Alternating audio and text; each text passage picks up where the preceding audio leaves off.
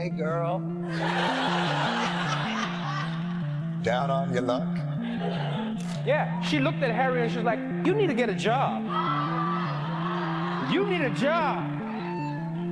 You a grown-ass man. You can't still be living in your mama's house, Harry. Just do what everybody else does in that situation. Get a podcast. And no, I do not want to be. It all started with a sly smirk. Jon Stewart, famous for his razor-sharp wit and zero-nonsense delivery, leaned in at the Daily Show desk, eyes sparkling like he had a secret to share. Then he let it fly. Meghan Markle, he quipped, is basically a mini-Brigitte Macron, great at putting her man in his place. She's just become a parody. I just find her so hilarious. Like, if you sat down to write the character of a woman, you've taken the title, but you don't want any of the responsibility, and you swan off to California and make rainbow fruit platters. I mean, she's just a joke. The audience absolutely erupted. Gasps, laughter, even a few whistles. Then there was that stunned silence, the kind that only hits when someone just crossed a cultural line nobody saw coming. Within seconds, the internet exploded. Clips of Jon's jab flooded X, TikTok, and Instagram, instantly going viral. Meme makers went wild, photoshopping Meghan into Brigitte Macron's infamous cold shoulder pose and editing Prince Harry into every awkward Macron stance they could find. Headlines started multiplying like wildfire, and suddenly everyone was talking about it. About what came in last night around Prince Harry and Meghan Markle. Apparently, allegedly, there was some kind of fight around Harry leaving with Archie to go to Las Vegas. I can't confirm it.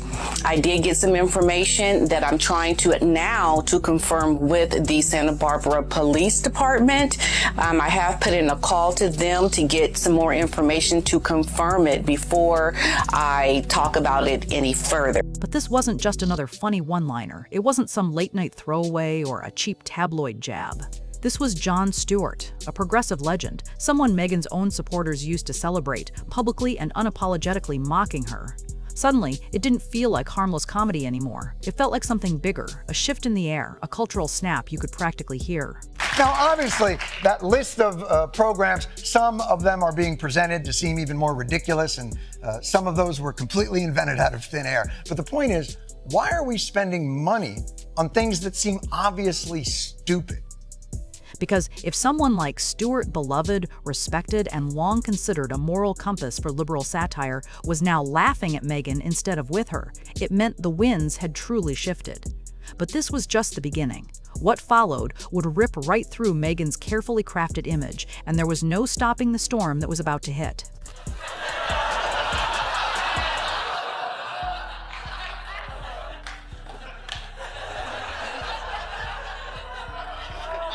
Live, laugh, love. That's what I always say. You know what I say, don't you? To really understand why Stewart's jab stung so much, you have to look at who he compared Meghan to, because it wasn't random. Brigitte Macron isn't just the First Lady of France. She's a symbol and a lightning rod for public opinion all across Europe. She's over 20 years older than her husband, President Emmanuel Macron, and she's often seen as the power behind the throne, the mastermind guiding every presidential move. To some, Brigitte is elegant and commanding, but to others, she comes off as icy, overbearing, and, yes, even controlling.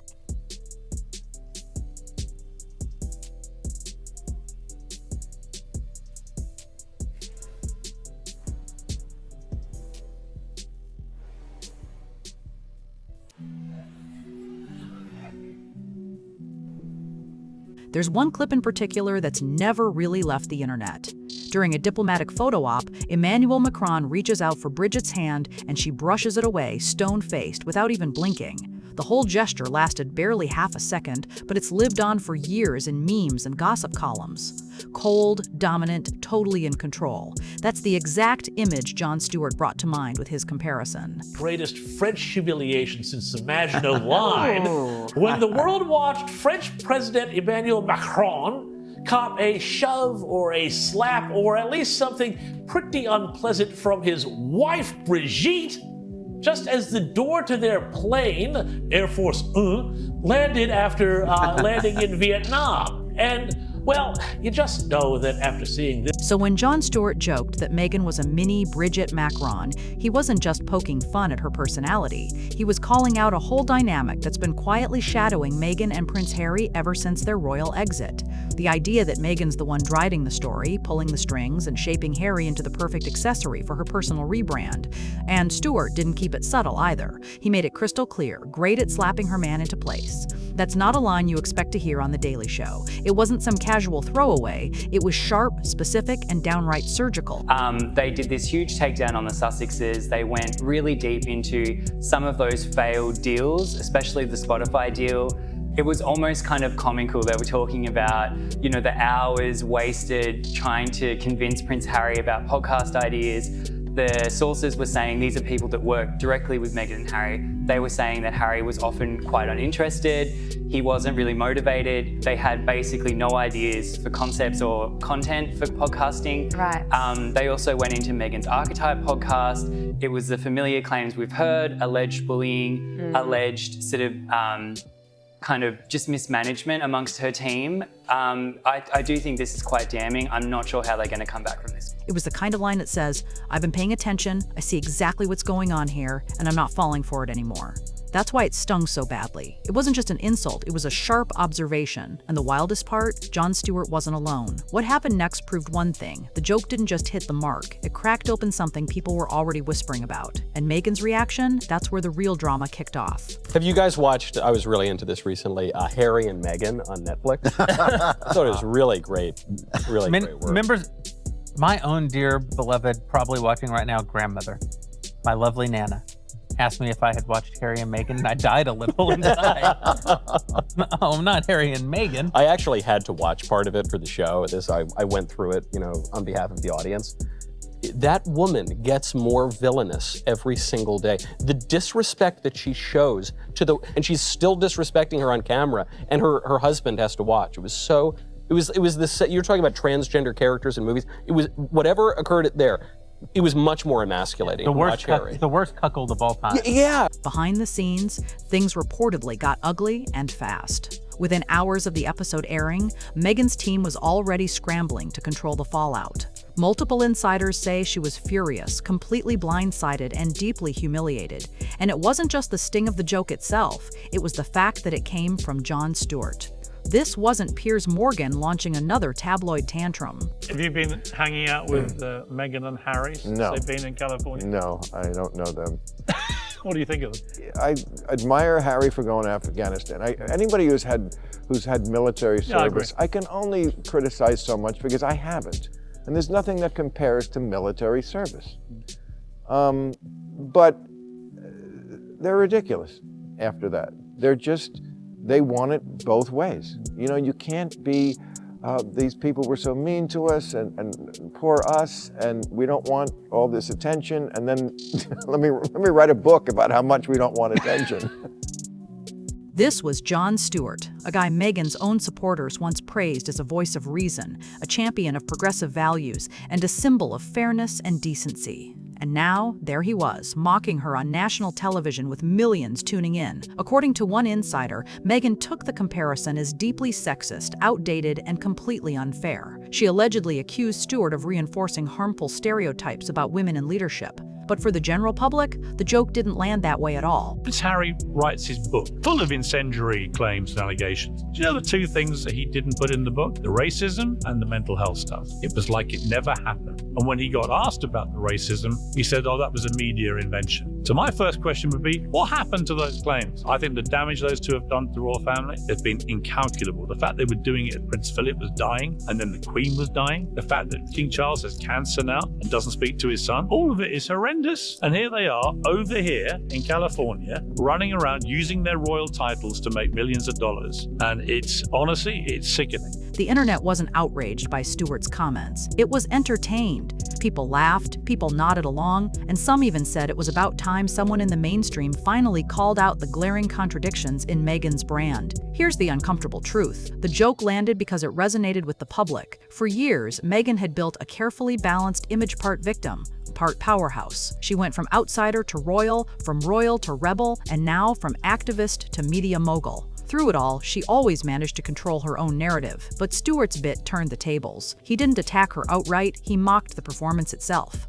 He jabbed at the curation, the branding, and that sense that everything around Meghan was obsessively polished and choreographed, but, deep down, felt a little hollow. And Meghan's reported behind-the-scenes meltdown? It just made everything worse.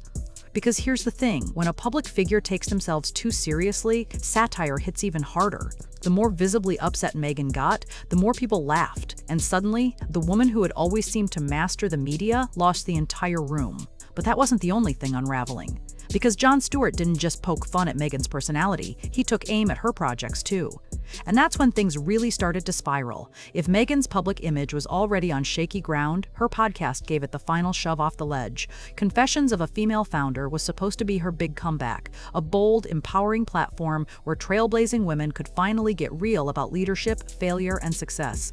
But when the show finally dropped, the reality was anything but revolutionary. Critics didn't hold back. Instead of fiery honesty and gritty stories, the podcast delivered softball interviews, vague affirmations, and a thick layer of glossy corporate jargon. Every episode seemed dipped in the same bland formula, soothing background music, a slow and polished intro, and buzzwords like resilience, alignment, and vision. But substance? Nowhere to be found. No real confession, no edge, nothing truly memorable. As one entertainment writer put it, it sounds like a TED Talk sponsored by a 200 candle. And Jon Stewart? He didn't just roast the podcast, he absolutely torched it. He joked that it had less to do with being a founder and more to do with someone floundering. The audience lost it, howling with laughter as Stewart laid it all out. Because, once again, it wasn't just funny, it was true. Meghan's entire brand had been carefully crafted around the story of overcoming obstacles, beating the odds, and making it against all expectations. But her show didn't reveal any of that. There were no real moments of vulnerability, no hard-learned lessons, no gritty late nights, no panic over missed payrolls, no raw fear of failure. Instead, it was all curated elegance and struggles so carefully edited, they felt more like PR strategy than real life. And the backlash didn't stop there. People started asking the one question every publicist dreads: what has Meghan actually built? Not symbolically, not emotionally, literally. She hadn't founded a startup. She hadn't built a company from the ground up. There was no bootstrapping, no innovative breakthrough product, no real brand born from nothing. The only thing Meghan had ever really founded was a media company, one wrapped tightly around her royal identity. And even that, the cracks were already showing. Spotify cut ties. Netflix scrapped her animated series Pearl before it even got off the ground. Partnerships were falling apart behind the scenes, and her podcast's listener numbers were quietly. So when Stewart took aim at her podcast, it wasn't just another late-night joke. It was a sharp jab at the foundation of her whole public persona. It was a precision strike right at the weakest point of Meghan's empire. And Meghan? She had no comeback. Even her most loyal fans weren't tuning in anymore. But Meghan wasn't the only one feeling the heat, because right in the center of all this, there was one silent figure popping up in every meme, every punchline, every TikTok parody: Prince Harry. And what Jon Stewart said about Harry actually cut even deeper than anyone expected. If Meghan took the brunt of Stewart's satire, Harry got the backhand. And honestly, it might have stung even more. Stewart didn't just hint that Harry was being controlled. He painted a vivid picture. He's like an unemployed immigrant who gave up his family, his crown, and now just carries his wife's handbag at charity dinners. The audience lost it. But it wasn't a roar of outrage, it was laughter, sharp knowing, and absolutely brutal. And for Harry, that might be worse than anger. Because here's the twist. For years, Prince Harry was seen as the brave one, the royal who walked away from the ancient institution, the soldier, the rebel, the husband who put love before legacy. But slowly, almost quietly, that entire image has changed. Now, he's the guy in the background, the one holding the coat, carrying the bag, and fading into the scenery while the spotlight burns brighter and brighter on Meghan. He's become the +1, the second mic. At every event, it's Meghan who speaks, Meghan who headlines, Meghan who leads. Harry just stands beside her, smiling politely, nodding along, often silent. He's gone from prince to prop. And whether it's fair or not, those optics are impossible to ignore. Stewart saw it, tapped into it, and weaponized it for all it was worth. Because in today's world of media and memes, it just takes a single image, a single metaphor, and it gets stuck in the public's mind. That handbag line wasn't just a throwaway joke, it was a viral moment that summed up what people had been quietly thinking for years. That Harry, the once fiery royal with a purpose, had been reduced to an accessory in Meghan's story. It's not just about giving up his royal title, it's about how lost he seems now. His memoir, Spare, landed with a dull thud. Instead of reclaiming his voice, it came off as overexposed, overly emotional, a book that read more like therapy notes than a manifesto of leadership. Even his interviews lack bite. Harry, who was once the public face of mental health awareness and veteran support, is now more famous for Spotify exits and Netflix edits than for making a difference. And the saddest part? People aren't even angry, they're just disappointed. Because when a man gives up everything for a shot at a new life, the world is rooting for him to succeed. But when all anyone sees is awkward silence, nervous glances, and relentless public mockery, that respect and admiration quickly begin to fade. And Meghan's dominance only makes that contrast even more glaring. But this isn't just about Harry's shrinking spotlight. What made this satire moment truly explosive, what made it dangerous, was who it came from. This wasn't criticism from the usual suspects or haters lurking on the fringes. This came from inside the cultural circle, and that changes everything. This wasn't just any late-night comedian lobbing a mean one-liner. This was Jon Stewart, a man who, for over 20 years, has been the unofficial conscience of progressive America. Stewart isn't a shock jock. He doesn't chase down scandal for clicks. He's never been about punching down. He's the guy who stood up to political hypocrisy, challenged corporate greed, and called out injustice, always with a razor-sharp tongue and an even sharper mind. So when Jon Stewart sets his sights on Meghan Markle, it's not just another punchline, it's a signal. Because Stewart doesn't waste his time on irrelevant targets. He doesn't go for the cheap shots. If he builds an entire bit around someone, it's because he sees a deeper truth there and believes the audience is finally ready to hear it. And this time, the audience wasn't just ready, they were practically begging for it. This wasn't Fox News dragging Meghan for ratings. It wasn't the British tabloids gleefully feasting on royal drama. This was someone from her own side of the cultural aisle, a man admired by feminists, liberals, creatives, activists, the very base Meghan's PR team has spent years trying to win over. And that's why it hit so hard. When your supporters start laughing at you, you haven't just lost control of the narrative, you've lost the whole room. Stewart's bit wasn't just a mockery of Meghan's personality, it was a mockery of the machine, the endless PR spin, the carefully curated interviews. All those so-called authentic moments that ended up feeling more like performance art, Stewart's joke punctured them in 30 seconds, saying out loud what so many people were already thinking, "We're not buying it anymore." And the ripple effect was instant. Twitter exploded with memes. TikTok was flooded with stitched-together segments, savage side-by-side parodies, and skits poking fun at every detail. Suddenly, commentators who used to walk on eggshells around Meghan's name were letting loose because Stewart had opened the door. He made it okay to laugh, not out of hate, but out of pure exhaustion. Maybe people were just tired of being sold a perfectly packaged story that didn't feel real anymore. And that fatigue, it started spreading like wildfire. Because once you become a meme, once your image gets squashed into parody, you lose control of your own narrative, no matter how hard you try to steer it. For Meghan and Harry, that loss of control was about to become impossible to ignore. This is where the story took a darker twist, not through outrage, but through ridicule. Because after Jon Stewart's takedown, something more dangerous than criticism began to creep in. Meghan and Harry didn't just get mocked, they became memes. And not the clever, politically nuanced kind, but the kind you see at 2 a.m., with 200,000 likes and a comment section full of laughing emojis. Endless photoshops of Harry trailing behind Meghan with a handbag, clips of Brigitte Macron giving her husband the cold shoulder now reimagined with Meghan and Harry's faces. Spliced together with clips of Meghan yanking Harry out of royal events, the memes featured captions like "boss babes" or, more savagely, "bossy babes." TikTokers were acting out scenes from the Sussex's Netflix doc as if it was the world's most ridiculous reality show spoof. And here's the sting. These weren't angry trolls. These were the same young, progressive, digitally savvy fans who once saw Meghan as a genuine icon of change. Now, they're laughing, stitching, and mocking, not because they suddenly turned into haters, but because the magic cracked. The worst part? The silence. Not outrage, not backlash, not protests, just indifference. No trending hashtags defending her, no celebrities racing to her side with viral speeches, no think pieces or Instagram campaigns shouting, "Leave Meghan alone." Because this backlash didn't roar, it simmered. The kind that signals a brand is fading, not burning. It's a pattern we've seen before. When a public figure gets too polished, too rehearsed, too busy protecting their image, the audience quietly tunes out. And when that happens, even the smallest, best-timed joke can unravel years of careful PR work. That's exactly what Jon Stewart did. He didn't just mock Meghan and Harry, he rebranded them as a couple no longer taken seriously. Because once the memes start rolling, the myth collapses. For two people whose entire post-royal existence was built on image, that's a crisis no PR team on Earth can fix.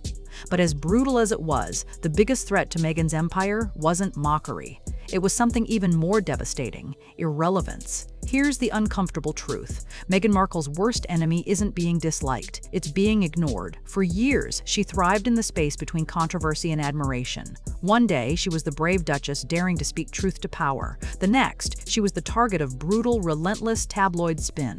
But no matter which way the pendulum swung, people were paying attention. Now, they're not angry, they're not impressed, they're bored. And that's why Jon Stewart's joke hurt so much. Not just because it was mean, not just because it was funny, but because it signaled a shift. The conversation around Meghan had finally moved from fascination to fatigue. That's the real crisis. Reputation can be rebuilt. But relevance? Once it's lost, the spotlight doesn't just dim, it vanishes. Look at the pattern. Netflix quietly canceled her animated project, Pearl, before a single episode ever aired. Spotify ended their megabucks deal with Archewell. Media partners who once fought to be in Meghan's orbit are now ghosting her calls. And her once fiercely loyal fan base? Scattered, silent, searching for the next big cause. Even the press coverage has changed. Where headlines used to hang on her every move, now they're more likely to use words like awkward, staged, or fizzling out. It's not that she's become scandalous, it's that she's become predictable. And in a world that runs on viral moments and authenticity, predictability is a slow death sentence. The Meghan brand empowerment, elegance, resilience now feels like a luxury skincare ad with no active ingredients. Polished, aspirational, but hollow. And nobody wants to be sold inspiration that feels manufactured. Jon Stewart's joke didn't just strike a nerve, it exposed a truth. Behind the curated content and soft-focus messaging, the public stopped seeing a real person and started seeing a campaign. And when that curtain lifts, people don't boo, they scroll. Right now, Meghan Markle is one swipe away from becoming a cautionary tale. Could she turn it around? Only if she faces what's next. Here's the million-dollar question: can Meghan Markle bounce back from this? The answer isn't simple, because this isn't just about one joke, one podcast, or one bad month. It's about momentum, and Meghan's has been slipping for a while. Once, she had the most compelling story arc in pop culture, the American outsider breaking royal tradition, a woman of color standing up to centuries of institutional power, a modern duchess redefining what royalty could mean in a new age. But now, that story feels stale, not because it wasn't powerful, but because it hasn't evolved. And Jon Stewart, without screaming, canceling, or attacking, cut straight through the noise. One smirk, one punchline, and a perfectly timed metaphor. He shattered a narrative Meghan spent years constructing. More importantly, he got people laughing, not at the haters, but at her. That's not just a bruised ego, that's a brand crisis. Because the minute the audience stops empathizing and starts rolling their eyes, you're not leading a movement anymore, you're just scrambling to catch up. So what does recovery look like for Meghan now? It's not a shiny new podcast. It's not another glossy Netflix docuseries. It's not another tearful interview about being misunderstood. It's something she's avoided this entire time: being raw, being real, being unpolished. The public doesn't want perfect anymore. They want messy. They want relatable. They want honesty that sounds like it came from a real person, not a boardroom full of publicists and a focus group with a thesaurus. If Meghan wants to win back relevance, she has to stop curating and start connecting. Because you can't PR your way out of satire. You can't edit your way out of memes. And you definitely can't control a narrative once the world starts laughing at it. Right now, Meghan is at a crossroads: play defense and quietly fade, or finally take the risk and show people what's underneath the brand. If she doesn't, if she keeps trying to polish an image the internet no longer believes in, then that Jon Stewart joke, it won't just be a scandal. It'll be the final full stop.